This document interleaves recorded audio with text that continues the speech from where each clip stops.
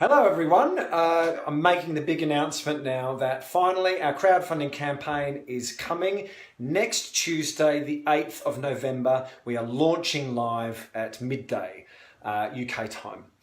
In the lead up to celebrate, I'm going to be speaking to a number of different doctors, professionals, patients about the state of cancer care in the UK at the moment.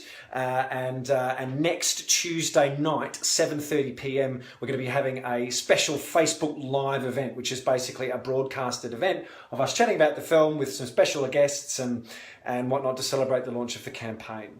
So just letting you know, up first is Dr. Joe Sawyer.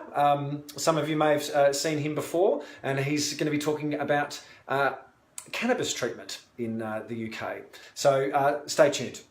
So Joe, just from your point of view, what's your opinion on cannabis generally in this regard? Politically, that's going to be quite a difficult subject to broach, because there's a lot of media attention to cannabis.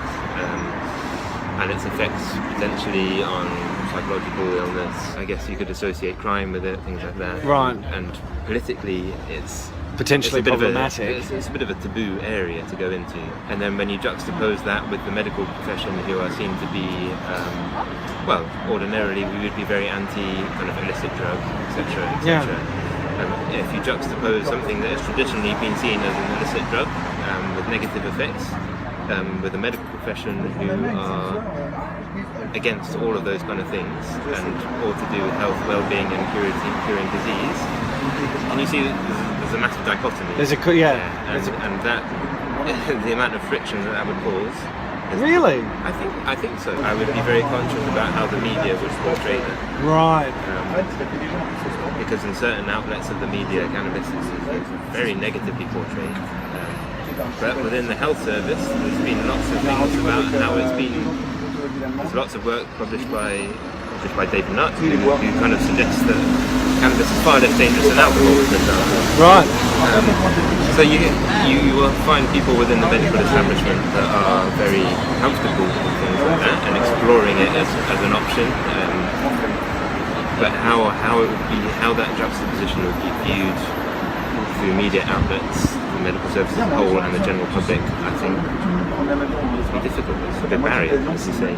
Just on your personal opinion, though, and this is just your personal opinion, based on the fact that there is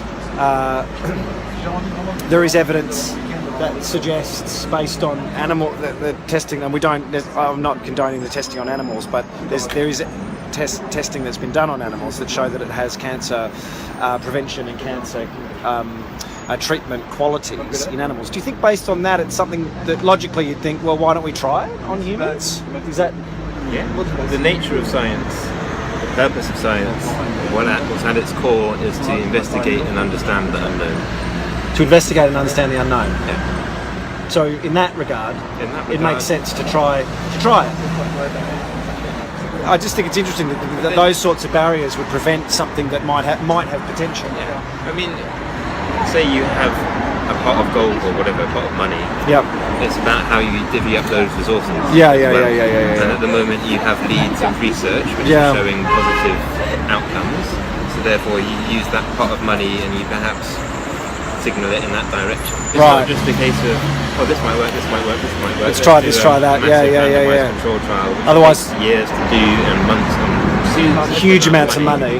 You have to be sensible in what you do with the resources that you have. Otherwise the whole system could collapse because... Right. And it will just tear you in multiple different directions. If you're trying to tackle a problem, you don't just follow tangential leads. You try and... It's like a detective case. If you're trying to solve a crime, you follow appropriate leads and hope that it gets you to the answer. Right, okay. You don't just go off on tangents. And I'm not saying cannabis is a complete tangent, but if you're following a body of research that you generally, and you have a finite source of resources to fund that, then it makes sense to follow the areas where there's most evidence.